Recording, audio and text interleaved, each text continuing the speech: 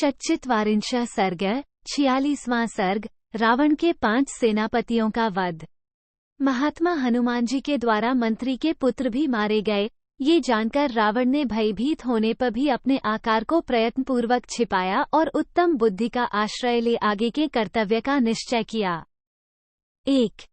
दशग्रीवने विरूपाक्ष, यूपाक्ष, दुर्धर, प्रघस और भास्कर्ण, इन 5 सेनापतियों को, जो बड़े वीर, नीति निपुण, धैर्यवान तथा युद्ध में वायु के समान वेगशाली थे, हनुमान जी को पकड़ने के लिए आज्ञा दी।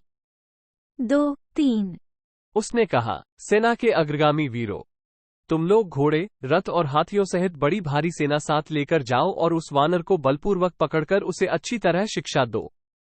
4. उस वंचारी वानर के पास पहुंचकर तुम सब लोगों को सावधान और अत्यंत प्रयत्नशील हो जाना चाहिए तथा काम वही करना चाहिए जो देश और काल के अनुरूप हो। 5. जब मैं उसके अलौकिक कर्म को देखते हुए उसके स्वरूप पर विचार करता हूं, तब वो मुझे वानर नहीं जान पड़ता है। वो सर्वथा कोई महान प्राणी है जो महान बल से संपन्न है। 6. यह वानर है, ऐसा समझकर मेरा मन उसकी ओर से शुद्ध, विश्वस्त नहीं हो रहा है। ये जैसा प्रसंग उपस्थित है या जैसी बातें चल रही हैं, उन्हें देखते हुए मैं उसे वानर नहीं मानता हूँ। 7. संभव है इंद्र ने हम लोगों का विनाश करने के लिए अपने तपोबल से इसकी सृष्टि की हो। मेरी आज्ञा से तुम सब लोगों ने मेरे साथ रहकर नागों सहित यक्षों, गंधर्वों, देवताओं, असुरों और महर्षियों को भी अनेक बार पराजित किया है, अतः वे अवश्य हमारा कुछ अनिष्ट करना चाहेंगे। 8, 9 अतः यह उन्हीं का रचा हुआ प्राणी है, इसमें संदेह नहीं। तुम लोग उसे हठपूर्वक पकड़ ले आओ। मेरी सेना के अग्रगामी वीरों, तुम हाथी, घोड़े और रथों सहित बड़ी भारी सेना साथ लेकर जाओ और उस वानर को अच्छी तरह शिक्षा दो। 101/2 वानर समझकर तुम्हें उसकी अवहेलना नहीं करनी चाहिए, क्योंकि वो धीर और पराक्रमी है। मैंने पहले बड़े बड़े पराक्रमी वानर और भालू देखे हैं। 111/2 जिनके नाम इस प्रकार हैं: वाली, सुग्रीव, महाबली जाम्बवान, सेनापति नील तथा द्विविध आदि अन्य वानर। 121/2 किंतु उनका वेग ऐसा भयंकर नहीं है और न उनमें ऐसा तेज, पराक्रम, बुद्धि, बल, उत्साह तथा रूप धारण करने की शक्ति ही है। 131/2 वानर के रूप में ये कोई बड़ा शक्तिशाली जीव प्रकट हुआ है, ऐसा जानना चाहिए। अतः तुम लोग महान प्रयत्न करके उसे कैद करो। 141/2 भले ही इंद्र सहित देवता, असुर, मनुष्य एवं तीनों लोक उतर आएं, वे रणभूमि में तुम्हारे सामने ठहर नहीं सकते।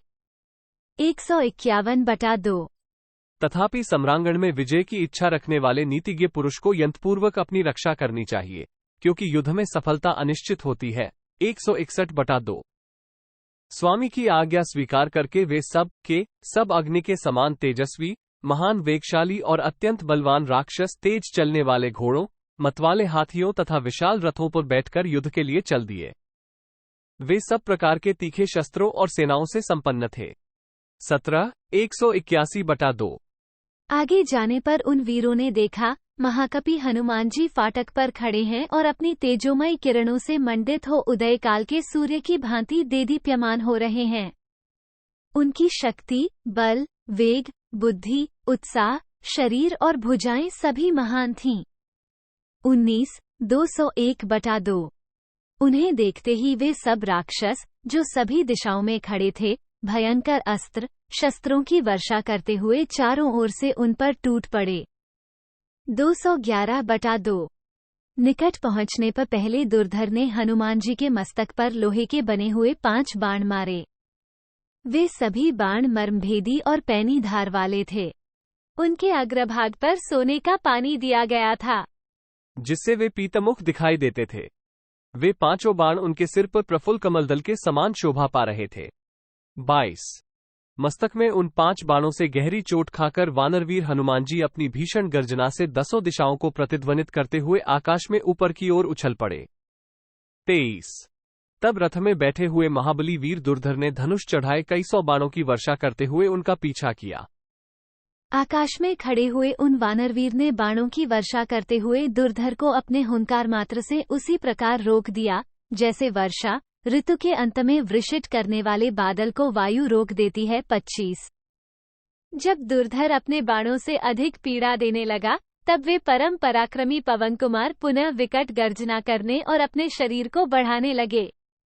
26 तत्पश्चात वे महावेगशाली वानरवीर बहुत दूर तक ऊंचे उछलकर सहसा दुर्धर के रथ पर कूद पड़े, मानो किसी पर्वत पर बिजली का समूह गिर पड़ा हो। 27 उनके भार से रथ के 8 घोड़ों का कचुमर निकल गया, धुरी और कुबर टूट गए तथा दुर्धर प्राणहीन हो उस रथ को छोड़कर पृथ्वी पर गिर पड़ा।